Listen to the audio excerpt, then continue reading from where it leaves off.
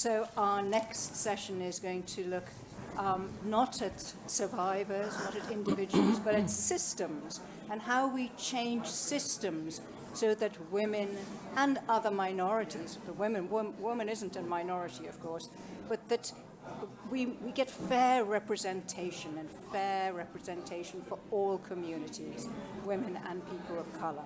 So this session is called DEI. Has it become a matter of signaling over substance? So it's already a controversy, it's throwing down a gauntlet in the question itself. So I guarantee you we're going to have an interesting discussion. Let me introduce you to our speakers. Beside me is Professor Rosie Campbell, Professor of Politics and Director of the Global Institute for Women's Leadership at King's College in London. So she knows all about empowering women and the policies that are required to do so. Not necessarily working woman to woman, but the policy framework. Okay, beside her is Vani Tripathi, Tikoo, actor, producer, and author, and someone who's made all women productions. And at the end, we've allowed a male to join us, Malhotra, founder of and CEO of Diversity Economics. And that's what we're talking about, fair representation and diversity. So, you know, Af, you're going to be very surprised, but I'm going to start with you. Fabulous, thank you. We have seen an avalanche of DEI initiatives, haven't we, at least here in the UK, diversity, equity, and inclusion. But the outcomes, at least in my opinion, seem rather disappointing. What do you think? Why is that? Yeah, so what a great question. Let me first start by saying the future cannot fit into the containers of the past. And in other words, what worked yesterday won't work tomorrow. So DEI is at an inflection point, in my opinion. I think we have done the best we can with what we've gathered and invested in from a DEI standpoint. And I think it's now taking shape. It's moving along the hype curve towards a sector and a market where you will see much more data, more analytics, more key performance indicators, more correlations, more causations that will make you realize that every dollar spent or pound or euro spent on DEI will actually have a net impact on your business performance, be it profitability or revenue. That's been missing from DEI. There has been a lot of smoke and mirrors and tick box work that's been going on. And there's also been progress. I mean, the fact that we're sitting in this conversation is testament to the fact that we are moving forward in the right direction. But of course, there's tons of work to do. I will just say the last thing, the wealth equity gap, gender gap for women is now at 130 plus years, highly depressing, i.e. we have a lot more work still to do. Thanks, Af. Vani, in our last session, we were talking about women who were victims of terrible violence and exploitation. I now want to turn it around and look at the way in which women's political rights and representation have actually made quite a lot of progress in India, which people may not be aware of, at every level, at the village panchayat level, state level, and there's a reservations bill for at least, I think, about a third of parliamentarians being women in the Lok Sabha, the lower house. What impact do you hope this is going to have on the development agenda, having women represented in decision-making fora? Huge. I mean, just before I came away here, we were at a round table. Av was again one of the only male gender, on the round table. So let me start by saying that one of the things that we need to cross over is to also get both genders involved equally in the room. If policy making will remain with the men, then of course it's going to be a daunting task to look at, how we could look at governance structures emerging for women. So India is right now at the cusp of an absolute revolution. The Indian Parliament just a few months ago has passed a 33% reservation bill for governance in the Parliament, mooted by the government. We must understand that quotas seem to be a swear word to the West, but India, it's a socially leveraging position. It's exactly that paradigm which is required for the change. About 3.5 decades ago, when we brought in the same level of reservation at the local self-governing bodies, we were faced with tremendous critique. One word which was coined was called Panchpati. It's the husbands and the nephews and the brothers and the... But then a big university a decade later did a study, and it said women who were elected as panchayat heads that year, 3 decades ago, were not once, not twice, but thrice were brought in, to become, the heads again. So one must say that what looks like a big glass ceiling in the beginning, the crack has occurred. But now now that change will start, where women will become the centerpiece of governance initiatives, not just in local self-governing bodies or panchayats, but also in the parliament. And we must say, look at the region in Nepal, Bangladesh, Sri Lanka, Pakistan, you have a certain figure, but remember in India, already we are much better in the trajectory than you see in the region. Thanks, Vani. So I've deliberately come to you last, Rosie, because you run the Global Institute for Women's Leadership. So put this in a wider context for us. Where do you see public policy supporting women's leadership successfully, and where has it not worked? What can we learn from this? Well, I think actually I really echo everything that both of the other panelists have been saying, that I think we've been at a risk of having kind of a tick box approach to some kinds of D&I initiatives. We know that some things can actually backfire. Implicit bias training, for example, sometimes people think, well, tick, job done, I'm not biased anymore, and actually behave worse afterwards.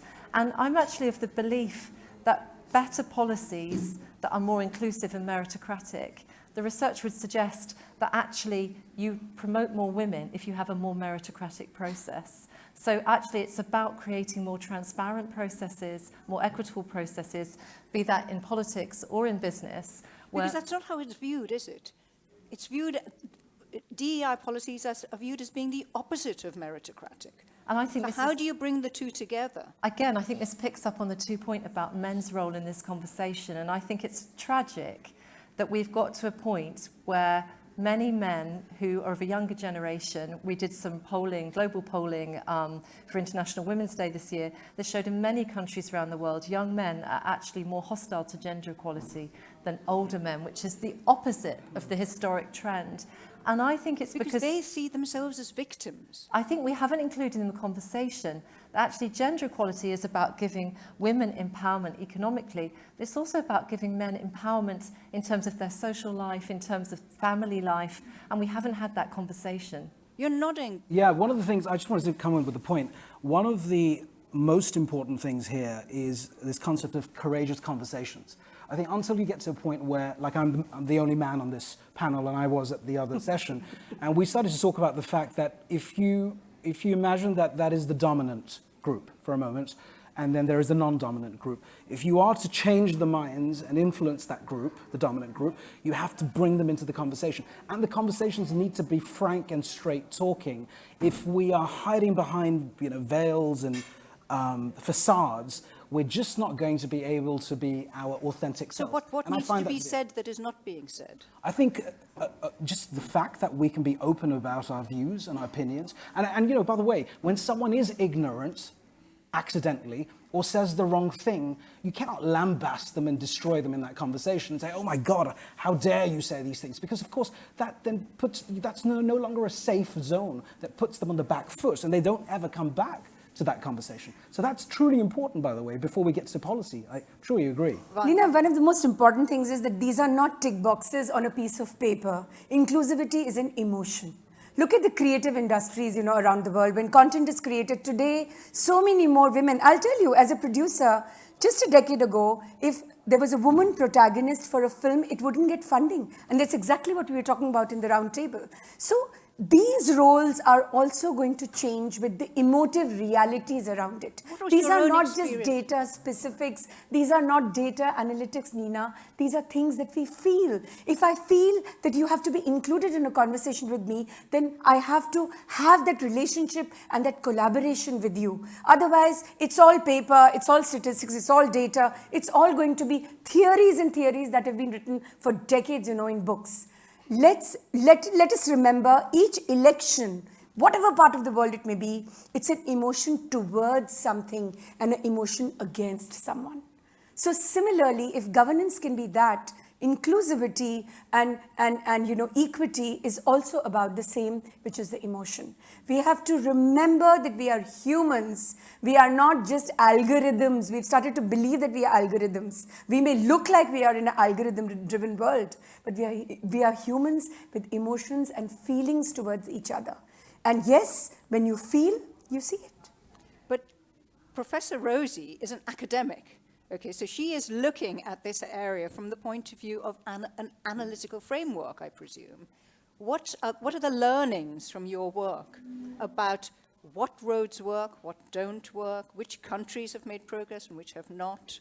Well, How can we look at it systematically? I mean, I think the point to bear in mind is that in many countries in the world, women are the majority by a small amount. So if you're going to tackle inequality on that scale, when you've got a group that's, you mentioned, is not a minority group, it's most people, one solution isn't going to be enough. In the world of politics, there's a lot of international research that quotas make a difference. They kickstart. But that isn't necessarily the approach you always want to take in business, where actually having transparent meritocratic processes rather than a tap on the shoulder to your favourite golf club member actually is more effective. So the research is complex and it looks at different sectors, and what you need to do is different in those different environments. And how important is data and disclosure? Because that's AF's big thing. Absolutely essential. You can't begin to measure the scale of the problem without good quality data.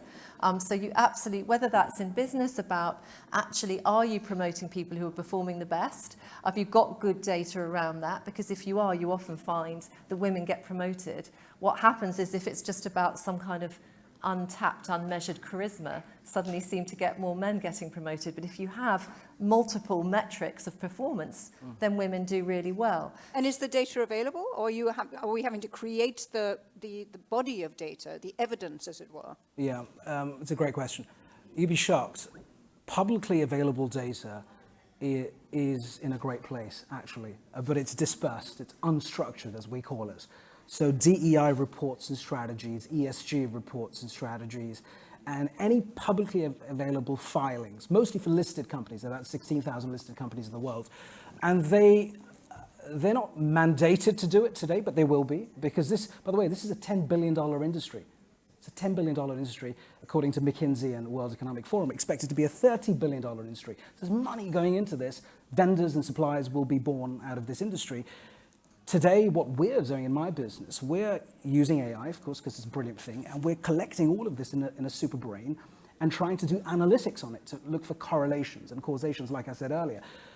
You cannot make decisions in business today just on emotion, unfortunately. You've got to bring in rationale, sadly. And I think as much as I agree with what you're saying, that's the humanness in us, we have to blend the two together to then make a more informed decision. And I think, by the way, just a point to make, Daniel Kahneman, who's now passed, a great thinker, said that the financial crisis in 2008 happened because boards were homogenous and they were involved in groupthink. We're all making the same decisions, we come from the same backgrounds. We've got to change, got to change. So Vani had a little chuckle when you said that just now. Well, see, I mean, you actually noticed my chuckle, and that itself, should say how emotive realities. I'm not saying, obviously AI will also change my industry. It will completely change the way we even produce and look at content around us, including the role models, around that content. But again, I'm coming back to each country has a cultural nuance. A diverse country like India is absolutely connected to that emotive reality of who we are. And with going back to what Rosie is saying, socially leveraging positions are to be connotated and defined by the cultural context that they belong to. In India, this bill was a very big deal. It's taken more than 2 decades of work to get it. I mean, obviously sitting here in the UK, looking at it from the outside, you may say, what is this? This is again, another kind of reservation that you've given. But remember, this will become the cusp of that change that we so badly need. And opinion generation is always connected to emotion. Rosie. I just want to say I don't think anyone in the UK would be thinking that. I mean, the only reason we've managed to get about a third of our MPs to be women in the UK is because the Labour Party has used a quota since 1997. So I don't think there would be that sense. It's not much better here, is Yeah. what you say. Yeah. You know? I want to ask you a question, a final thought probably, is what we have time for, and that is there is a backlash going on against DEI, at least in some countries. In the US it's big, in the UK probably not so big. It depends on where you're sitting in the world. What message would you give to people who say this is just the stuff of woke warriors? This is a difficult topic for feminists because I think there's a lot of infighting around it.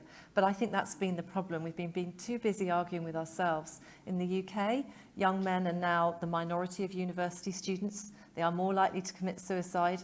And I honestly think progress towards gender equality would help resolve some of those issues. But they never hear us talking about them. And I think we should be doing that more.